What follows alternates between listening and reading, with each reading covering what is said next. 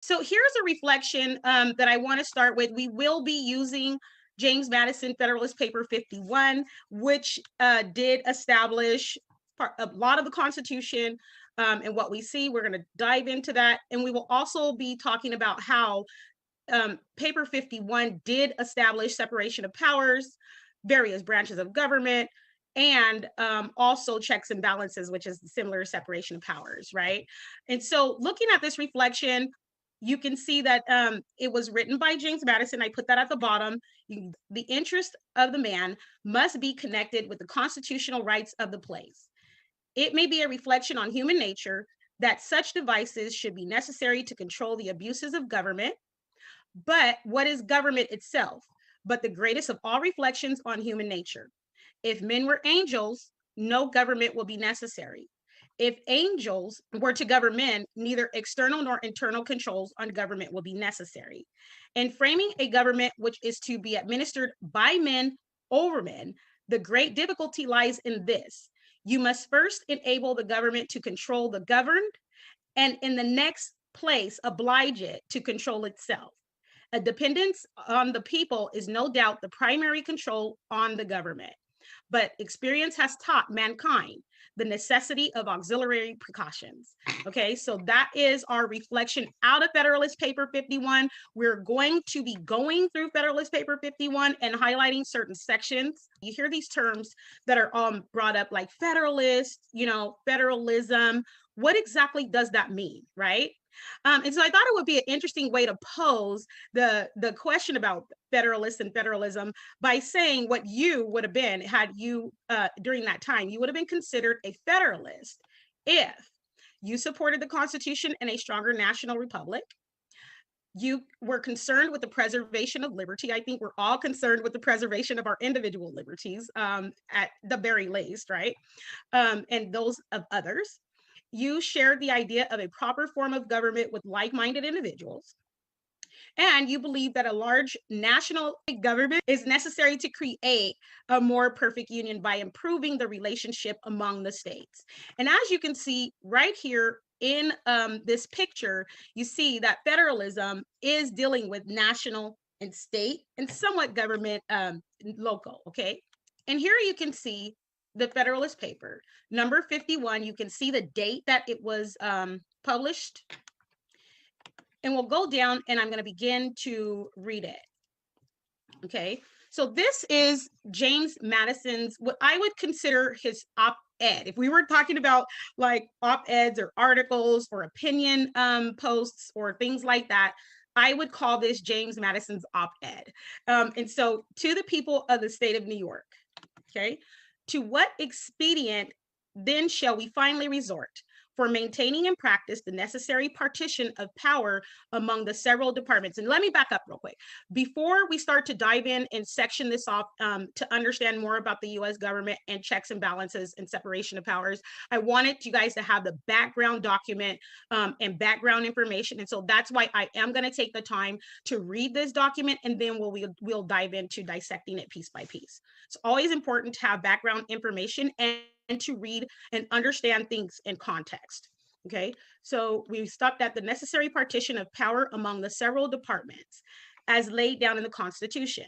The only answer that can be given is that as all these exterior provisions are found to be inadequate, the defect must be supplied by so contriving the interior structure of the government as that its several constituent parts may be by their mutual relations be the means of keeping each other in the proper places. Without presuming to undertake a development of this important idea, I will hazard a few general observations. And remember, when he says I, we're talking about James Madison, okay? Which may perhaps place it in clear light and enables us to form a more correct judgment of the principles and structure of the government planned by the convention. In order to lay a due foundation for that separate and distinct exercise of the different powers of government, which to a certain extent is admitted on all hands to be essential to the preservation of liberty, it is evident that each department should have a will of its own and consequently should be so constituted that the members of each should have little agency as possible in the appointment of the members of the others.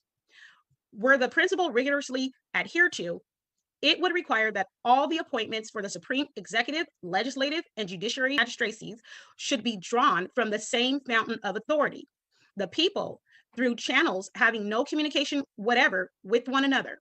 Perhaps such a plan of constructing the several departments would be less difficult in practice than it may be in contemplation appear. Some difficulties, however, and some additional expense would attend to the execution of it. Some deviations, therefore, from the principle must be admitted. In the constitution of the Judiciary Department in particular, it may be expedient to insist rigorously on the principle first, because peculiar qualifications being essential in the members, the primary consideration ought to be to select that mode of choice which best secures these qualifications. Secondly, because the permanent tenure by which the appointments are held in that department must soon destroy all sense of dependence on the authority conferring them. And don't worry if this sounds a little bit confusing or difficult. We're going to be breaking down a lot of the highlights in this piece by piece. Again, I'm giving you the context of what we're working off of. Okay, it is equally evident that the members of each department should be as little dependent as possible on those of the others for the emoluments annexed to their offices. Were the executive magistrate or the judge is not independent of the legislature in this particular, their dependence in every other would be merely nominal. But the great security against a gradual concentration of the several powers in the same department consists in giving to those who administer each department the necessary constitutional means and personal motives to resist encroachments of the others.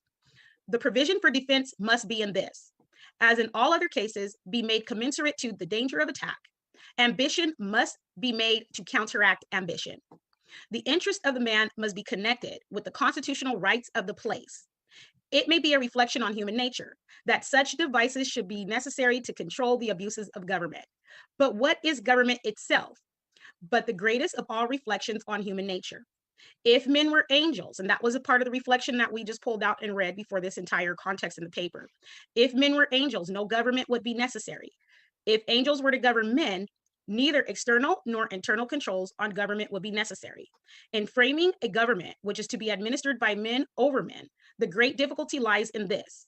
You must first enable the government to control the governed, and in the next place, oblige it to control itself. A dependence on the people is no doubt the primary control on the government, but experience has taught mankind the necessity of auxiliary precautions. This policy of supplying by opposite and rival interests the defect of better motives might be traced through the whole system of human affairs, private as well as public. We see it particularly displayed in all the subordinate distributions of power, where the constant aim is to divide and arrange the several offices in such a manner as that each may be a check on the other, that the private interest of every individual may be sentinel over the public rights. These interventions of prudence cannot be less requisite in the distribution of the supreme powers of the state, but it is not possible to give each department an equal power of self-defense. In Republican government, the legislative authority necessarily predominates. The remedy for this inconveniency is to divide the legislature into different branches and to render them by different modes of election and different principles of action, as little connected with each other as the nature of their common function and their common dependence on the society will admit. It may be necessary to guard against dangerous encroachments by still further precautions. As the weight of the legislative authority requires that it should be thus divided, the weakness of the executive may require, on the other hand, that it should be fortified. Okay, we're almost done with this one.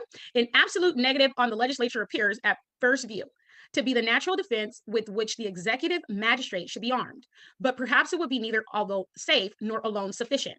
On ordinary occasions, it might not be exerted with the requisite firmness, and on extraordinary occasions, it might be pretty grossly abused. May not this defect of an absolute negative be supplied by some qualified connection between the weaker department and the weaker branch of the stronger department, by which the latter may be led to the support of the constitutional rights of the former, without being too much detached from the rights of its own department?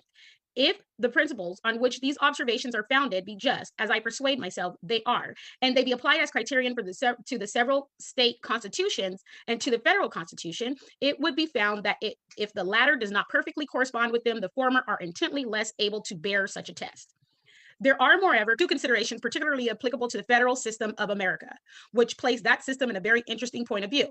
First, in a single republic, all the power surrendered by the people is submitted to the administration of a single government, and the usurpations are guarded against by division of the government into distinct and separate departments.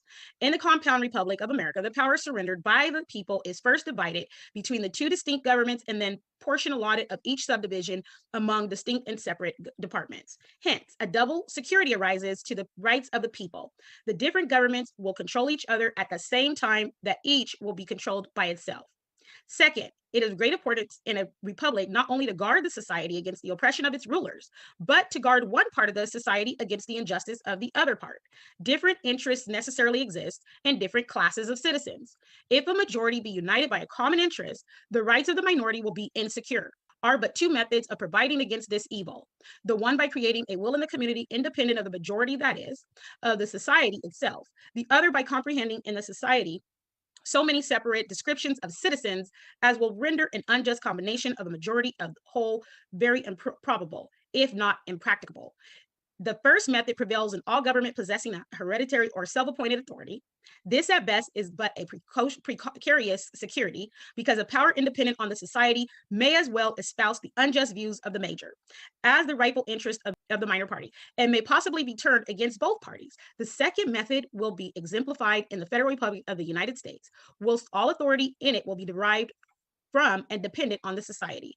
The society itself will be broken into so many parts, interests, and classes of citizens that the rights of individuals or the minority will be in little danger from interested combinations of the majority.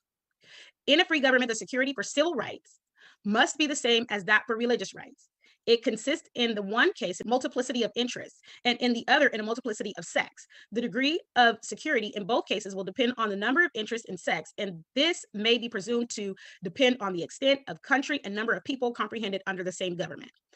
This view of the subject must particularly recommend a proper federal system to all the sincere and considerate friends of Republican government, since it shows that an exact proportion as the territory of the Union may be formed into more circumscribed confederacies or states, oppressive combinations of the majority will be facilitated. The best security under the Republican form for the rights of every class of citizen will be diminished, and consequently the stability and independence of some members of the government. The only other security must be proportionally increased. Justice in the end, it is the end of civil society.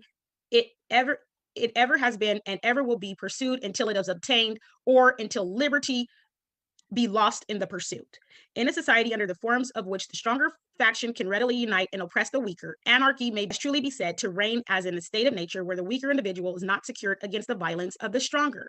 And as in the latter state, even the stronger individuals are prompted by the uncertainty of their condition to submit to a government which may protect the weak as well as themselves. So in the former state, will be more powerful factions or parties be generally induced by a like motive to wish for government which will protect all parties, the weaker as well as the more powerful. Okay, in last paragraph, it can be little doubted that in the state of Rhode Island was separated from the Confederacy and left to itself, the insecurity of rights under the popular form of government within such narrow limits would be displayed by such reiterated oppressions of tious majorities that some power altogether independent of the people would soon be called for by the voice of the very factious whole misrule had proved the necessity of it. In the extended Republic of the United States, and among the great variety of interest parties and sects, which it embraces, a coalition of a majority of the whole society could seldom take place on any other principles than those of justice and the general good. Whilst there being thus less danger to a minor form that will of a major party, there must be less pretext also to provide for the security of the former by introducing into the government a will not dependent on the latter, or in other words, a will independent of the society itself. It is no less certain that it is important, notwithstanding the contrary opinions which have been entertained, the larger the society, provided it lie within a practical sphere, the more duly capable it will be of self-government. And happily for the Republican cause, the practicable sphere may be carried to a very great extent by a judicious modification and mixture of the federal principle. Right, so we got through that paper. Give yourself a pat on the back because you just finished see, going through the whole Federalist Paper 51. So I'm going to break this down. That was a lot, that Federalist Paper, but it really is important to understand, like I said, things in context, because then you understand how the Constitution came to be, how the U.S. government system came to be, and how separations of power is very important in establishing that. So here we have the paragraph that we were looking at, which was, to what expedient then shall we finally resort for maintaining and practice the necessary partition? So if you see that word partition of power right there, highlighted, right? We're talking about, partition of power being separation of power, okay? Separation of power and among several branches of government. So here we start to see this paper talking about separations of power, establishing separation of power. Here's where we see it, partition of power. Right here, you can see it is also talking about several constituent parts, right? And those several constituent parts, what that means is several departments, or what we know as branches of government. So it's several constituent parts may, by their mutual relations, by the means of keeping each other in their proper places. So Federalist Paper 51 is solely about separation of power, checks and balances. And there was a question raised at the beginning, to what expedient then, right? And then we see a solution, okay? Then we see a solution. And this establishes constitutionally our government and the separation of powers, checks and balances. Partition of power, separation, several constituent parts, branches of government, departments, okay? So let's look at that, right? If we look at what that did and what that alluded to, we see that right here, okay? The solution, and you can see it in quotes, the provision for defense must be in this. As in all other cases, be made commensurate to the danger of attack. Ambition must be made to counteract ambition. So we see a solution to give each branch. So you see right here, the state constitution would be the supreme law of the US, okay? And out of that comes various branches of government. And so in order to make sure that that partition of power is embedded and established, the solution was to create each branch with the ability and the incentive to fiercely guard and protect its power from the other two branches, right? So they have to, each branch from the legislative, executive, and judicial has to fiercely guard and protect its own power from the other two branches, and they do have incentive to do so. The provision for defense must be in this. This is what James Madison wrote to establish this. As in all other cases, be commensurate to the danger of attack. Ambition must be made to counteract ambition. James Madison, in his understanding of human nature, right? We understand human nature, right?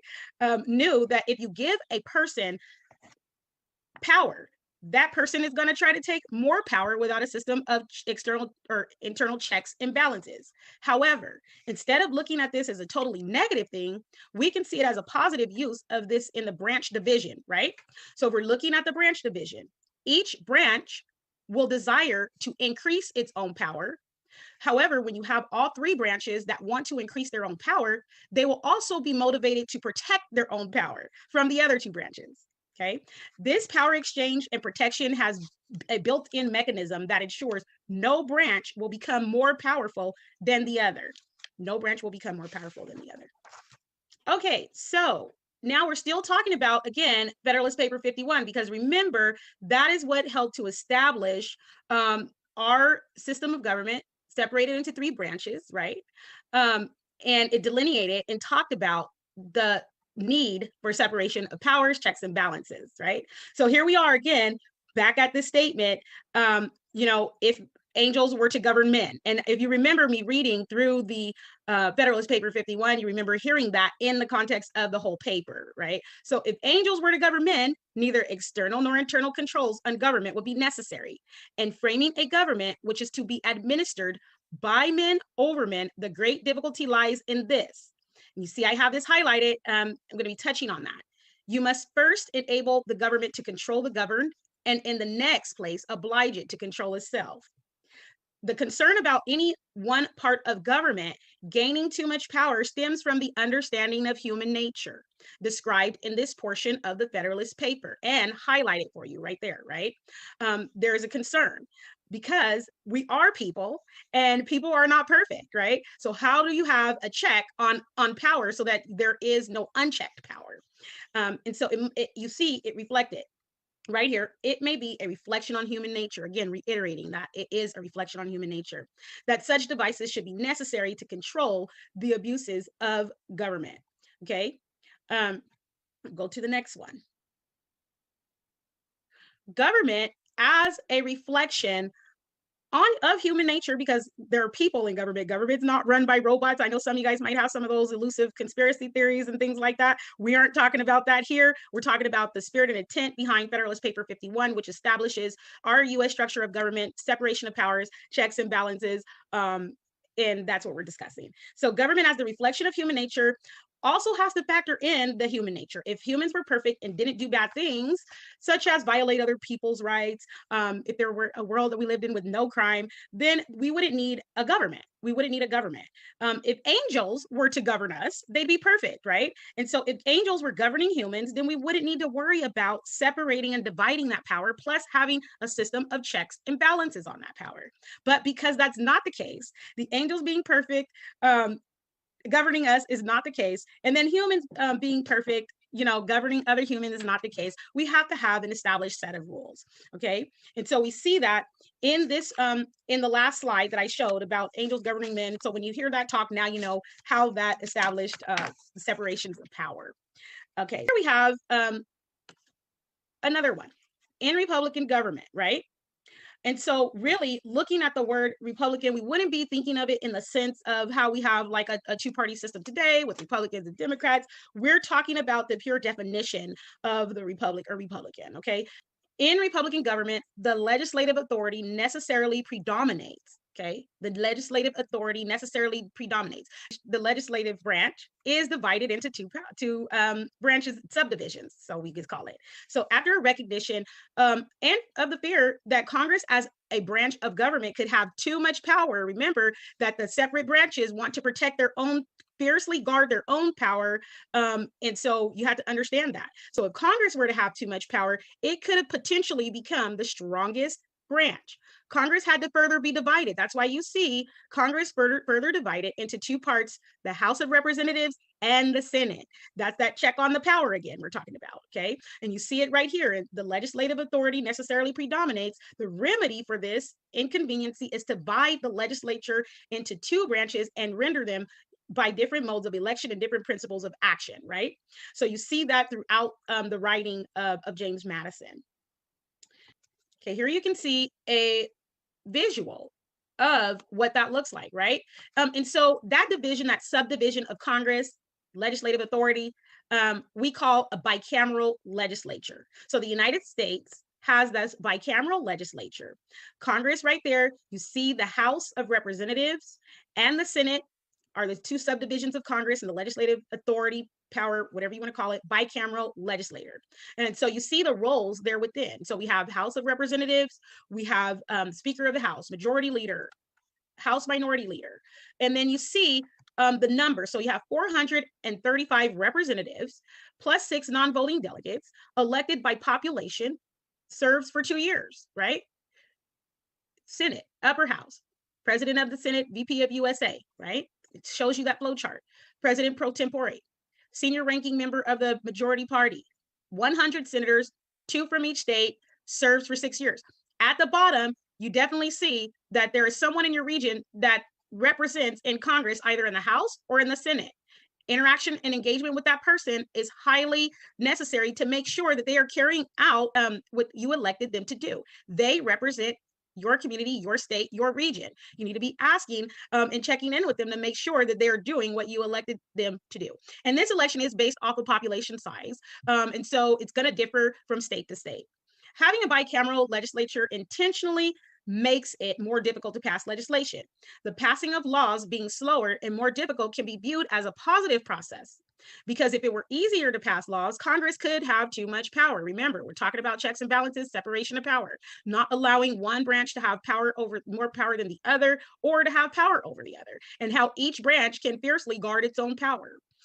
Okay, Congress having too much power would jeopardize the individual rights of people. So in this bicameral legislature, we call this division a bicameral legislature, like I said, dividing Congress's power between the House and the Senate.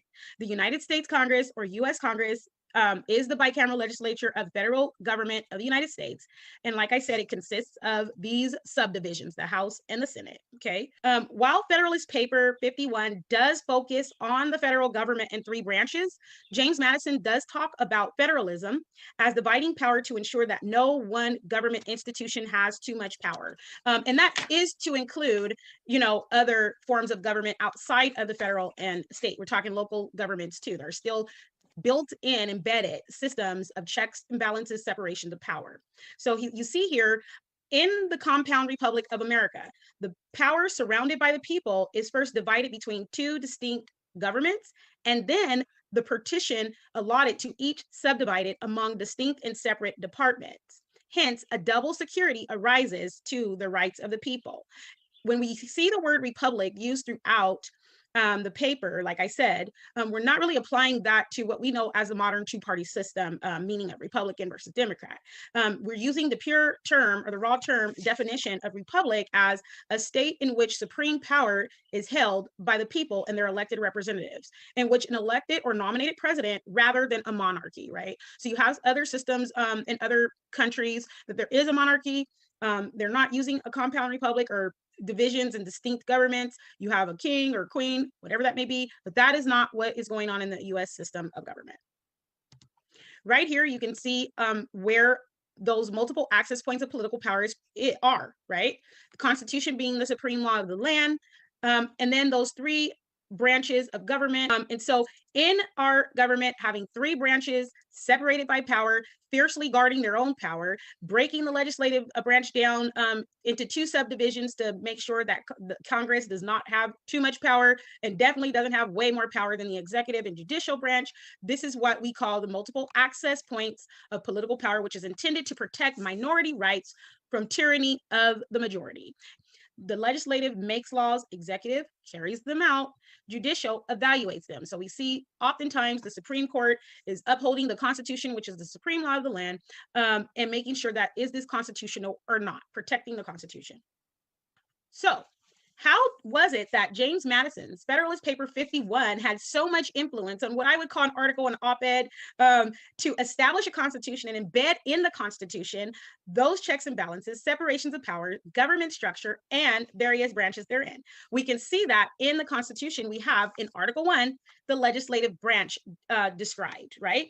So we see that in the US, a distinction between federal and state governments, then a subdivision of the federal level into 3 branches. We can see his influence, again, in the Constitution. If you want to search more about the Constitution, I definitely advise you as an American citizen or someone that is trying to gain citizenship to at least read these parts so that you understand the various branches of government, what they do, and how they got their ability codified through the Constitution legally to do so. So here we have Article 1. Article 1 of the Constitution, it describes the design of the legislative branch of the US government, the Congress. Important ideas include the separation of powers. Again, we see that from Federalist Paper 51, now in the Constitution, between branches of government, checks and balances. You see this in Article 1 in the Constitution. The election of senators and representatives, the process by which laws are made, and the power that Congress had. We talked about the power that Congress has being subdivided into 2 separate branches or entities, House of Representatives and the Senate. Article 2 of the United States Constitution. This is the influence that paper, Federalist Paper 51 had. So if you think when you're writing papers, articles, op-eds, they don't have influence, James Madison's Federalist Paper 51, along with like-minded individuals who also wrote other Federalist papers, I definitely would say go check them out, had the influence of establishing our US government system, checks and balances, separation of powers, and the supreme law of the land, which is the Constitution. So we can see here the power of the executive branch is vested in the President of the United States. Okay, so that role is very important to be fully informed and well informed about what the President of the United States, policies that he stands for, points of view, just different value, understanding our elected representatives' value systems, how they operate. What is their pattern in history? Do they have a proven track record of keeping their word and their promises, right? This is very important in order to protect our liberty, in order to protect our rights, right? We need to be well informed about what each branch does,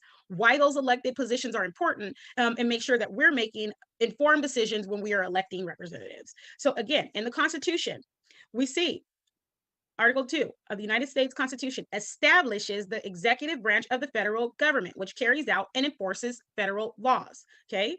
The president, as head of state and commander in chief of the armed forces, is responsible for implementing and enforcing the laws written by Congress, Congress being the House of Representatives and the Senate.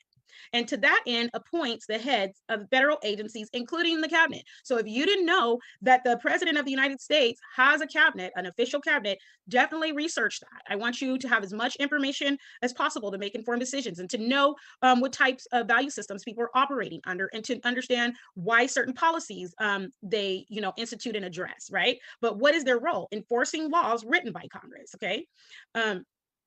The vice president is also a part of the executive branch, because remember I talked about that cabinet, right? Ready to assume the presidency should the need arise, okay? The cabinet and independent federal agencies are responsible for the day-to-day enforcement and administration of federal law. So if you're wondering, I wonder who is responsible to enforce federal laws. Well, here you have it. In the executive branch, the cabinet and independent federal agencies are responsible for the day-to-day enforcement and administration of federal laws, right? These departments and agencies have missions and responsibilities as widely divergent as those of the Department of Defense, that's one of those departments, and the Environmental Protection Agency, another one, the Social Security Administration, and the Securities and Exchange Commission. Okay, it's very important to know what falls under the executive branch, cabinet, federal agencies who are tasked with day-to-day enforcement of and administration of federal laws.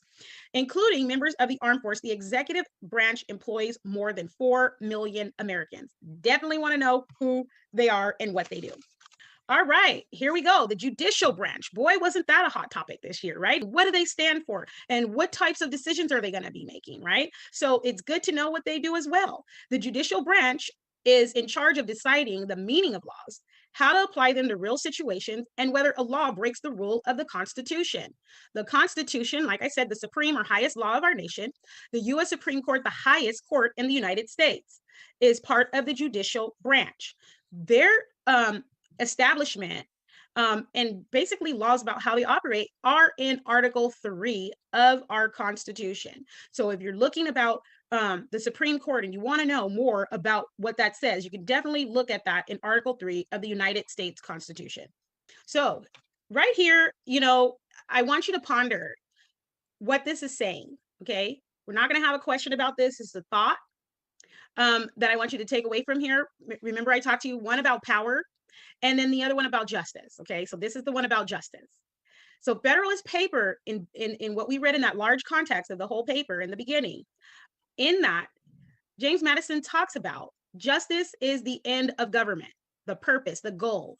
That's what that means, the word end. It is the end of civil society. It ever has been and ever will be pursued until it be obtained, or until liberty be lost in the pursuit. So justice, the purpose of government, is to establish and achieve justice. We see that talked about right here. All right. So power, we were talking about power. Defining, I'm going to give a textbook's definition of what power is. Power is the ability to do something or act in a particular way, especially as a faculty or quality. The capacity or ability to direct or influence the behavior of others or the course of events, move or travel with great speed or force. And so in that sense of power, it is describing energy, right? Describing energy. So I have a task, because I didn't want to have all of this wonderful information shared and then not provide a personal responsibility or task that you can do.